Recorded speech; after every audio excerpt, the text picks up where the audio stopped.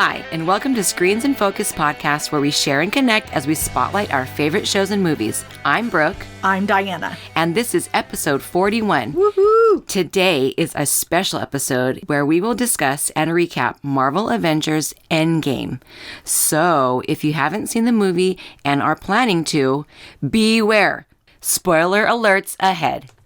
Okay, so I want to know, Brooke, Yes. who's your favorite Marvel character? Are we talking... Any. I don't know. In my mind, I was just thinking like X-Men, but you said Marvel, so I'm just going to go with this saga. X-Men are in there, aren't they? Not in Avengers. Not in Avengers. They're a Marvel character. They are a Marvel character. Wolverine. That's so funny because that's why I'm saying, yeah, because I would say, I have a toss-up. Yeah. But one of them is Wolverine. Okay. And I do have a soft spot for Thor. And, who doesn't like Spider-Man? So I know. There's too many. I don't know. But okay, those are my three top ones. Okay. But it's so funny because I was going to say Wolverine too. Yeah. I mean, since I was a little kid, he was my favorite character. The little girl was sitting in my room playing, and Wolverine was the one. Mm. So, friends out there, if you're listening, let us know. Who is your favorite Marvel character? We want to know. So just comment on our YouTube page. Let us know on our Instagram. Follow us. Let us know. Tweet us. You can find us on our website. Who is your favorite Marvel character? It could be an Avenger. Could be an X-Men. Yeah. Who? Tell us. Yes. So, in this movie, I was so excited to see this movie. Yeah. And I don't even think I got my tickets soon enough. But 3 weeks in advance, I thought I'd be good. But I still got second row seats from the screen. What? Yes. Okay, I just bought mine not that far ahead, and I was good. We were good. But we'd like to sit in the back. They were all gone. So I'm like, okay, here we're going to, whatever, I was like, bigger the screen. Yeah. Maybe we'll see more action. Maybe we won't miss anything. But we've been preparing ourselves for this movie for months, right? Mm-hmm. And in the last movie, Infinity War, Thanos retrieved all the stones with a snap of his fingertips. Billions of people were lost and turned to dust. And Endgame starts with Hawkeye and his daughter, and they're training. And at that snap of Thanos' fingertips, his family turns to dust.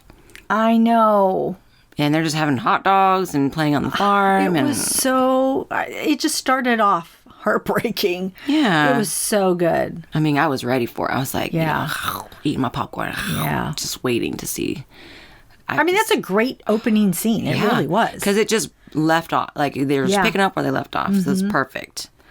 Yeah, I'm still in shock from the last movie that half the people on the planet are gone. Including half the Avengers. And I'm still mourning Gamora. How does a father sacrifice his child? But we'll see how, if and when her character plays out in Guardians of the Galaxy 3. Yeah, after she tells Peter Quill, don't touch me. I know. Because it'll be, if she's even in it, it will be the past Gamora. Because she's gone now. Right. So. Yeah. Her future self is gone. She's... Yeah. I don't know. I don't know how that's going to work. Time travel. Who knows? Yeah. It's amazing. And then, she turned good pretty darn quick in Endgame, if I may say. Tony Stark and Nebula were rescued by Captain Marvel in their spaceship. And while they were floating away in the galaxy, Tony Stark looked emaciated. He looked starving, and they were sharing food. And just their survival on a spaceship, I don't even know. It just seemed like they were out there for a very long time. Right, yeah. On their rations. But I guess it had only been a few days at that point. Yeah, I'm not sure. Yeah, it was just so... when they came to Earth after Captain Marvel rescued them, the rest of the Avengers rallied up together to find Thanos in the garden where Nebula told them that's where he would be. And they discover that the Infinity Stones were all destroyed. I know. They were just so pissed. Infuriated. Yeah. And Thor decapitates Thanos, as he should have. So then 5 years passed, and Natasha Romanoff, Black Widow, is guiding the remainder of the Avengers and keeping tabs on Hawkeye's whereabouts.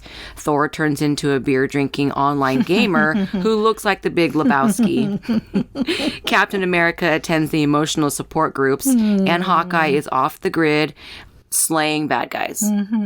So each of these superheroes is dealing with remorse and guilt in their own way and having very human emotions. You know, it's funny and shocking to see Thor, who is one of my favorites, as we just discussed, looking the way he did. You know, and it's funny, at the theaters, I whispered into my husband's ear, he looks like Jeff Bridges in The Big Lebowski. Wearing Crocs. What is he doing? I know. It was so freaking funny when he was talking about Jane in the strategy meeting. Oh my gosh. He just was so discombobulated and like he couldn't get anything out properly. He was cracking me up, and I'm a loud laugher in the theater. And I don't care. I'm like, it's funny. What? He had me rolling. And then Ant-Man is saved by a rat from being lost in the quantum realm. Did you see Ant-Man and the Wasp? I only saw Ant-Man. I did not see the other one, so I need to catch up on that. Yeah, it was pretty cute, and it was on in my house, but I didn't follow the entire movie. But yes, I'm with you. I'll have to rewatch that. Yeah.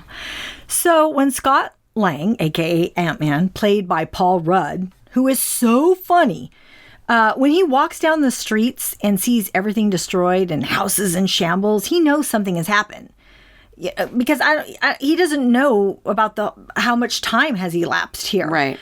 And so he makes it to the memorial in San Francisco and starts searching for names. And he's so scared, looking for his daughter's name, but he sees his own. Right. And he rushes to her home and finds her and is thrilled to see her. It was so nice. You know? And then he says something like, oh, you've grown, or you're so big. And I'm like, okay, because it's 5 years. 5 years. So amazing. And I love Paul Rudd. I mean, he is a great actor. I mean, he's just funny and he's so good. So I was really happy to see that his role was expanded in this movie. Yeah, absolutely. You know, Scott Lang, he figures out a plan to travel through time and to retrieve all the Infinity Stones before Thanos can get to them. All that they need was the help from Tony Stark in order for the plan to be successful, since now Intellectual Hulk did not succeed as he turned President Scott to a baby Scott to elderly Scott to President Scott who needs to change his pants. It was hilarious. It was so funny. Oh my gosh. I'm just glad that in this dark movie they were able to bring humor and light into it. Yeah, I think they had to balance it out. Yeah.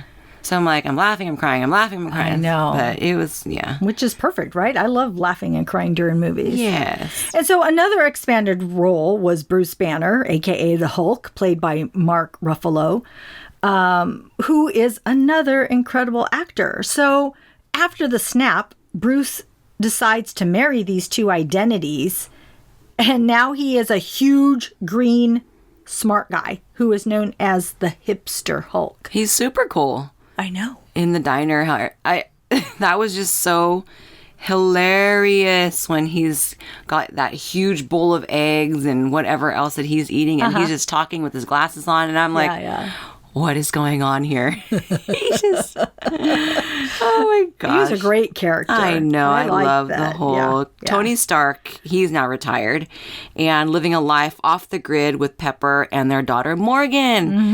After a visit from some Avengers, he decides to help once he figured out the time travel in the quantum realm and reflects on a picture of he and Spider-Man. So then he decides to change his plans and go with it. You know, out of all of them, Tony seems to be in the best place right now. I mean, he has Pepper and Morgan and is living somewhat of a regular life. And he says, this is my second chance. And that is why he is so reluctant to help them. I mean, he doesn't want to lose what he has. But he does have guilt over the boy, Peter Parker, and of course, all the others that were lost. So I think he just needed to hear that it was okay from Pepper to move forward. Yeah, and with all the group back together and the thought of killing baby Thanos, that was just too funny, the way that he decided to go back, which then they decided against that plan, and they will split up into different groups, and they will go back in time to undo what Thanos did by collecting all the stones. Yeah, and so Hipster Hulk goes to fetch the time stone after convincing the Ancient One to give it to him, promising to return it to the original place. Man, I hate it when characters promise things that shouldn't be promised. I mean, with time travel and dealing with the villains, I mean, how can you guarantee something like this? I'm just saying. That is true. But she was easily coerced once she found out that Doctor Strange, you know, and he was the chosen one. So I was glad to see that she just handed it over. Yeah. Just like that. So proud. Black Widow and Hawkeye, they go to the planet Vormir. And if you remember in Infinity War, you know what happens in order to retrieve that stone. So you have to sacrifice a life for a life. And Hawkeye brings the stone back, and Black Widow takes her life to save his. This part was really heartbreaking. I mean, they each try to save each other while sacrificing themselves. Yeah. I mean, it's a battle of saving the other. I mean, he tells her he needs to be the one, and she says, no, you need to live and see your family. But, you know, he's still willing to die. And in the end, it's her. And it's so sad. Yeah, I didn't know who was going because they just kept, like, going back and chain forth. linking each other, you know. But, you know, when Nebula was captured and her memory is compromised, and she was discovered and taken by Thanos and his gang. Yeah. Thor and Rocket visit Asgard, and Thor is having sentimental setbacks when he sees his mom. That was pretty adorable to see him with his mom and back at Asgard, because we haven't seen them there in a while. You know, I loved this encounter. I mean, he gets to see his mom, Frigga, again and hug her. I mean, who doesn't need mom's encouragement? Rene Russo is amazing in this role. You know, he feels that he failed, but she reminds him that you learn from your mistakes and it just makes you like everybody else. And then he tries to warn her of what is to come, but she says, you need to worry about your future, not mine. And eat a salad. I know. But you know what? A mom wants her, you know, children to be healthy. That was so cute, though. Well, Rocket, he's funny because he called him Tubby while he was there. I know. And he retrieves the Infinity Stone from Jane.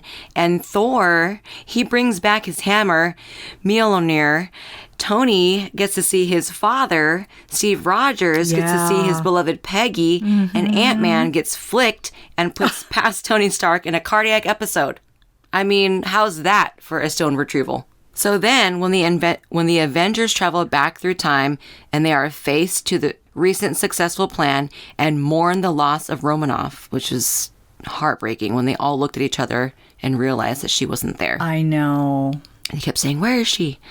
Without time, Thanos sneaks through the portal where the Avengers' headquarters is destroyed, and Hawkeye is left to protect the Infinity Stones from Thanos' army, which turns into a full-on darkness gateway, as well as Doctor Strange, Wong, and many others opening portals, which enters many people who fought in the Infinity War.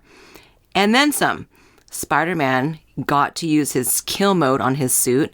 Black Panther and Wakanda warriors were ready. We even saw Pepper in her own War Machine suit. Yeah. Amazing. Yeah. Thanos got his hand on the gauntlet with all the Infinity Stones, but Iron Man got a side note from Doctor Strange earlier that there was only one chance to win, and he couldn't tell him what it was, otherwise it wouldn't come true. So Iron Man gets all the stones in a struggle with Thanos and creates his own Infinity Gauntlet and snaps his fingers. The Dark Army turns to dust as Tony is injured by the explosion of power from the Infinity Gauntlet.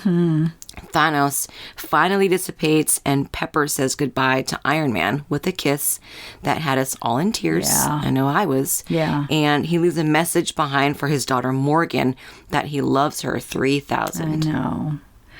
Gosh, so much happened. It was interesting that that Iron Man, Tony Stark, could even survive having that gauntlet.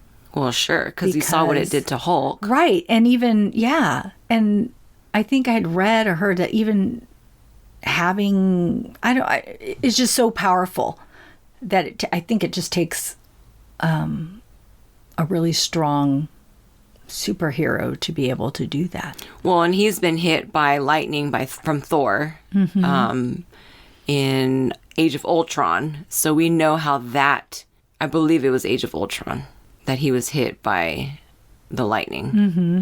So we know how that would impact him. And he blew through tons of trees when he was hit by the lightning because he was Loki was there and whatever was going on. So I'm assuming because of the suit, he was able to survive.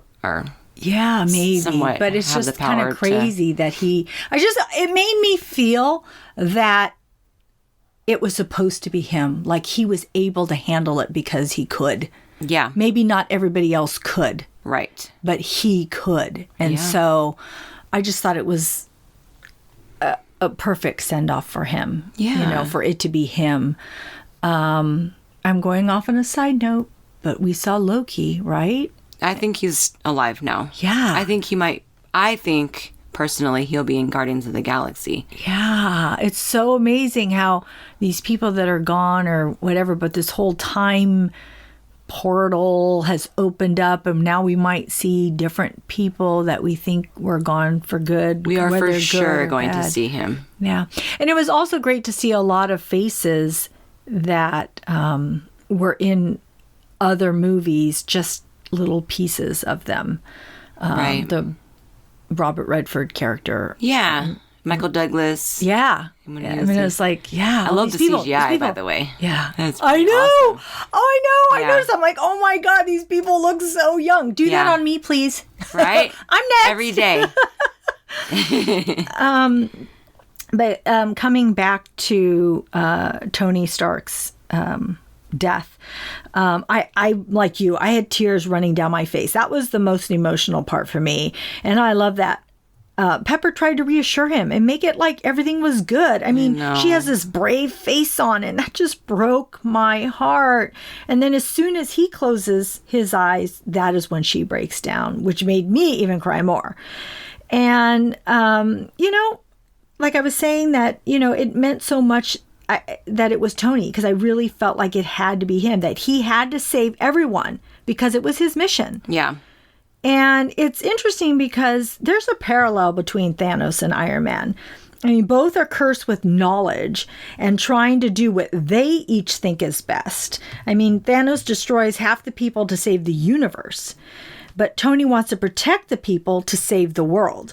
So I just think it was perfect that it was Iron Man who ends up killing Thanos. I think so too. And after the funeral, Hulk, Captain America, Bucky, and Sam, Falcon, work on getting the Infinity Stones back to the past. Captain America didn't come back to the future right away, as he sits on a bench as an old man. I'm thinking, oh, so he went to the past and then he didn't go through the procedure, because he looked smaller to me on the bench for some reason. I thought it was like a young person or a woman or something at first. He did look small. Maybe he's older. I'm not sure. So then Sam approaches him, and Steve Rogers made him look like that. Yeah. Steve Rogers gives him the Captain America shield, and Sam is completely honored, and he says he'll do his best to protect. Yeah. So I thought that was really special. It was. I mean, there's so much emotion front and center in this film, and so many character arcs, like with Cap making the decision to stay back in time with Peggy. I mean, it's a nice send-off. I mean, he's such a good guy and deserves this. Yeah. And Chris Evans' performance is amazing. I was also happy to see all the living Avengers in one place honoring Tony Stark. I mean, can you imagine all those actors in one place? And they all gave up phenomenal performances. I know. And with the ending of Tony Stark's death is a true honor. The one who started the franchise 10 years ago as a weapons developer, billionaire playboy, Captain America finally reunites with Peggy and takes Tony's advice on living a family life. Hawkeye reunited with his family as well as Ant-Man. And Thor gave the throne of Asgard to Valkyrie as he will join the Guardians of the Galaxy with Peter Quill, leader of the ship, which did seem undecided as they left off. Yeah.